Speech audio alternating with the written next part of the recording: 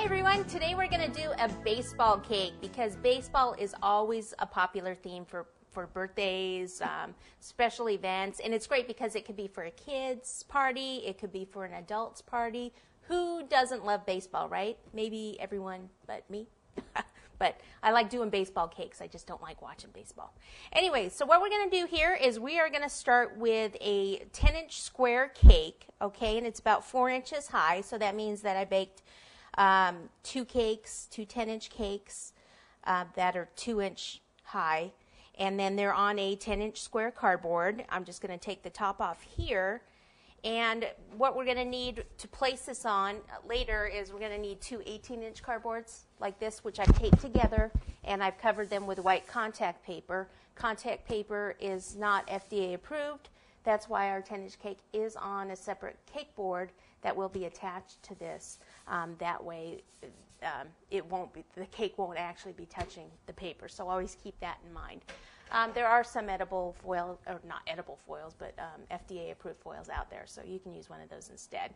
But you can get some really neat contact paper, and I like to use that. I also like to have a half-sheet board ready, or even a square cake board.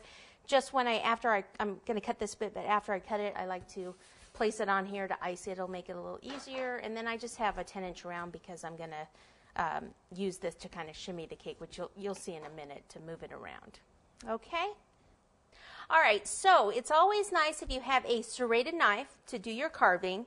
If you actually have one that's a little longer than this that actually would go all the way through your cake, that would be great. A little bit easier, but what I'm going to have to do is carve through one side and then turn it and then get that other last area over on the other side. It's good if your cake is chilled and you don't want your cake actually to be too fresh. I know that sounds funny, right? Too fresh. Just what I mean by that is don't bake it, fill it, put it together and expect to cut it and not have it fall apart.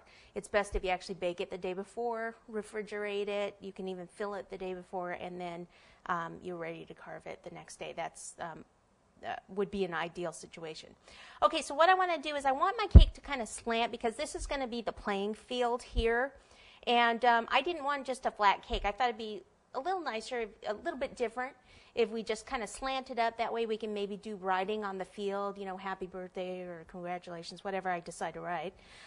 So what I want to do, and this, when I carve it, it might, it might not be perfect the first, carve that I go through, but we'll be able to adjust it and make it work. So I want to go from this corner here, okay, and I want to start to cut down, and I want to go at at an angle here. Okay, and this is why it's best if you can really have a knife that's long because you can see where it's going to come out. But there we go. We want to come down almost an inch would be great.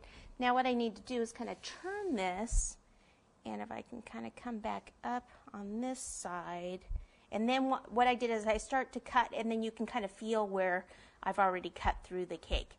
Now it's a little too hard to just lift this off. That's why I have just an extra board. And if you have a square board, that's even better. But let me just kind of lift this off for a minute, place it down, put a little bit more buttercream here, just regular old buttercream, just so that it will stick. Okay, so let me just pop this on top here.